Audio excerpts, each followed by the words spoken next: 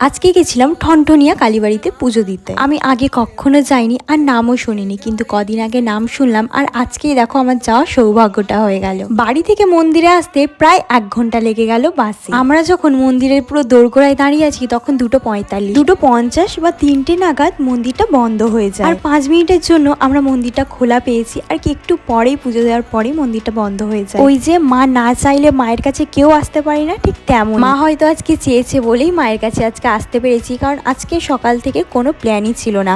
আমি তো সকালে খেয়েও নিয়েছিলাম, পোষ করে পুজো দেওয়ার কোনো ব্যাপারটা ছিল না, ওই জন্য বাইরে এসে আমিষটাই খেলাম, চাউমিন সাথে চিলি চিকেন। চাউমিনটা তো খুবই ভালো ছিল, চিলি চিকেনটাও আমার বেশ ভালো লেগেছে।